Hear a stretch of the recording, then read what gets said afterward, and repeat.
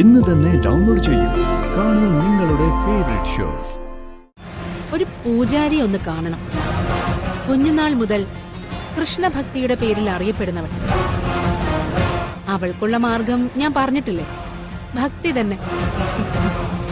നാളെ പൂജ കഴിഞ്ഞ് നല്ല മനസ്സോടെ അവള് നിൽക്കുമ്പോ അവളെ കൂട്ടിക്കൊണ്ടുപോയി ഞാൻ നടയിൽ നിർത്തും.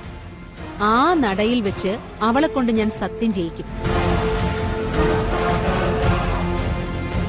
ഞാൻ പറയുന്ന കാര്യങ്ങൾ ഒന്നൊപ്പിട്ട് തരാമോ എന്ന്. അങ്ങനെ ഒരു വാക്ക് തന്നാ അത് അവള് പാലിക്കും. പക്ഷെ മാഡം, അതെന്തിനാന്നാ കുട്ടി ചോദിക്കില്ലേ? അപ്പോ ഡീറ്റെയിൽസ് പറയേണ്ടി വരില്ലേ? മാലിനി, അമ്മയ്ക്ക് മക്കളോട് ഒരുപാട് ഡീറ്റെയിൽസ് പറയേണ്ടി വരാറില്ല.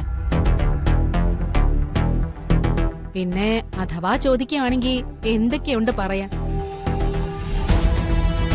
അവളുടെ പേരില് ഞാൻ ഇഷ്ടം പോലെ സ്വത്ത് സമ്പാദിച്ചു വെച്ചിട്ടുണ്ടെന്നോ ആ സ്വത്ത് അവളുടെ പേരിലേക്ക് മാറ്റാനാണെന്നോ ഞാനങ്ങ് പറയും.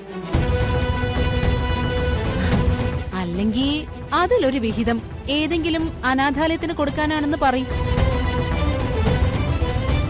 അതേതായാലും കൊള്ളാവുന്ന ഐഡിയ ആണ് മാഡം. അനാഥക്കുട്ടിയായി വളർന്നതുകൊണ്ട് അനാഥാലയത്തിന് സംഭാവന കൊടുക്കുക എന്നൊക്കെ പറയുന്നത് ഇഷ്ടമുള്ള കാര്യമായിരിക്കും അവൾക്ക്. അത് ഫിക്സ് ചെയ്തോളൂ മാഡം. സിറ്റുവേഷൻ എന്താണെന്ന് ഞാനൊന്ന് നോക്കട്ടെ.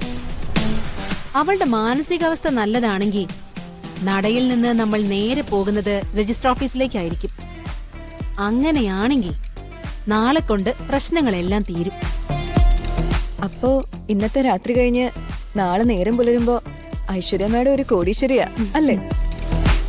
ഞാൻ എന്നും കോടീശ്വരിയാണല്ലോ മാലിനി. പണത്തിനോ പദവിക്കോ ഒരു പ്രശ്നമില്ല. പക്ഷേ എന്റെ സ്വന്തം അല്ലെന്ന് മാത്രം. ഇതെനിക്ക് എഴുതി തന്നു കഴിഞ്ഞാ ഞാൻ തന്നെ അവളോട് പറയും, പർദ്ദയിട്ട് നിന്റെ മുന്നിൽ നിൽക്കുന്ന ഫിദ മാഡം നിന്റെ അമ്മയാണെന്ന്.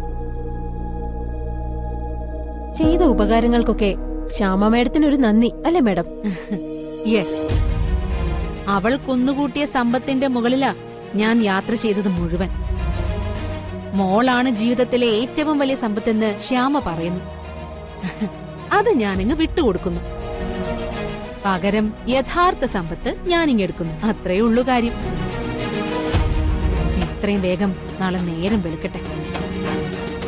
അവൾക്ക് കൊടുങ്ങാനുള്ള ദിവസമാ നാളെ.